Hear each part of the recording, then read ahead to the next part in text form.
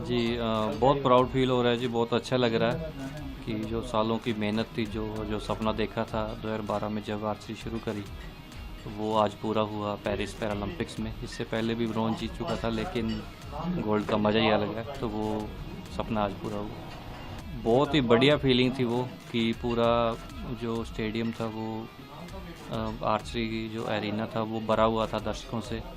और जो हमारा ट्राइकलर है, राष्ट्र ध्वज है, वो ऊपर जा रहा है, राष्ट्रगान बज रहा है। तो एक खिलाड़ी के लिए सबसे प्राउड मोमेंट होता है वो। और मुझे इस बात की खुशी है, मैं भाग्यशाली हूँ कि वो मोमेंट मेरी वजह से वहाँ पे पॉसिबल हुआ। और जो इतने सारे लोग थे वो मान सम्मान दे रहे थे इंडियन ट्राई कलर को। बहुत खुशी होती है कि जो देश के प्रधानमंत्री हैं वो खिलाड़ी को मेडल जीतने के बाद हौसला अफजाई करते हैं, यहाँ आने से पहले भी और मेडल जीतने के बाद भी। तो उन्होंने भी सोशल मीडिया के ज़रिए मुझे बधाई दी। अभी बात होने वाली है उनसे कल।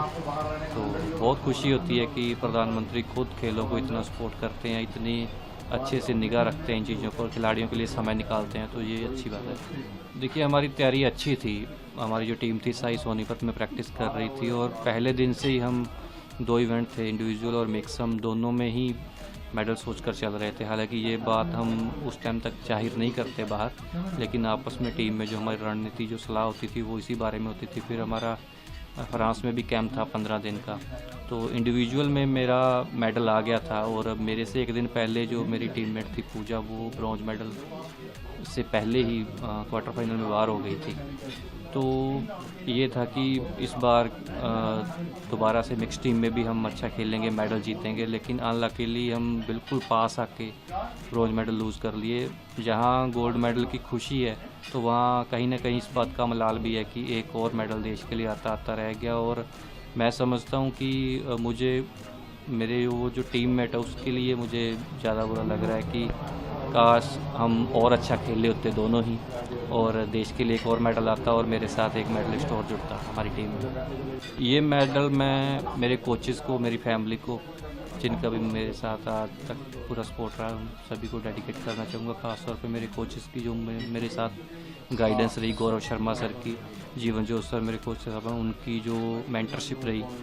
और मेरी फैमिली का भी सेक्रीफाइस रहा कि मैं महीनों घर से बाहर रहता था, कैंप में रहना, विदेश में भी ट्रेनिंग की, तो फैमिली को टाइम कम दे पाए, तो उनका भी बहुत बड़ा योगदान है। तो इन फैमिली को, कोचेस को मैं डेडिकेट करना चाहूँगा मेडल। एक्चुअली बहुत ज़्यादा खुशी तब हुई थी जब मैं फाइनल में पहुँच गया था, सेमीफाइनल जीत चुका था। कोच साहब से भी हमने 5-7 मिनट बिल्कुल ऐसे ही कह लो कि पाँव ज़मीन पे नहीं लग रहे थे। लेकिन फिर फाइनल से पहले कहीं ना कहीं इस बात का भी एहसास था कि अभी एक मैच और बाकी है, और यहीं आके सेटिस्फाई नहीं होना, सिल्वर से सेटिस्फाई नहीं होना है, गोल्ड जीतना है।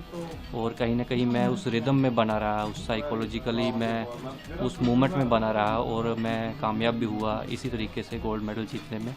तो उसके बाद मिली जुली फीलिंग रही, क्योंकि फ़ोन मेरा कल से बंद था। मेरा आज के मैचेस पे ज़्यादा फोकस था, मिक्स टीम पे, क्योंकि इसमें भी मेडल आना ज़रूरी था हमारे लिए या मेरे साथियों के लिए। लेकिन अनलकीली इसमें मेडल नहीं आ पाया। तो जहाँ गोल्ड की खुशी है, तो वहाँ चलो इस बात की थोड़ी निराशा भी है। तो इसलिए मुझे लगता है कि चलो इन चीज़ों से निकलने में भी समय लगता है, लेकिन जब गोल्ड मेडल गले में पहने देखते हैं तो देख के खुशी भी होती है। देश को मेरा यही संदेश है कि सबसे पहले तो मैं आम लोगों को कि आप स्पोर्ट्स से जुड़िए। जो भी दिव्यांगजन है वो पैरा एथलेटिक्स में आए, पैरा स्पोर्ट्स में आए। तो यही संदेश है मेरा। और मेरे साथी खिलाड़ियों से भी, जिनके मेडल आए उनको शुभकामनाएं, बधाई। और जिनके नहीं आए वो अपने आप पर भरोसा रखें, अपनी मेहनत जारी रखें। तो डेफिनेटली आने वाले समय में वो देश को रिप्रेजेंट करेंगे और मेडल जीतेंगे।